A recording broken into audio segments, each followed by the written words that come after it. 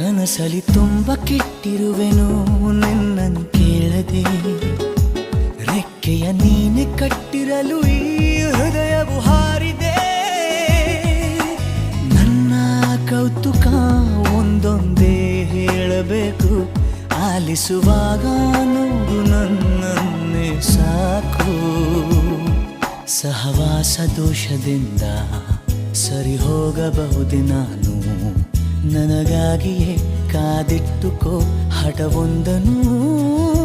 ಕೆಳಗುವ ಮುನ್ನವೇ ಪರವಶನಾದೆನು, ಅರಿಯುವ ಮುನ್ನವೇ ಪರಿಚಿತನಾಗಲಿ ಹೇಗೆ ಪ್ರಣಯಕ್ಕೂ ಮುನ್ನವೇ.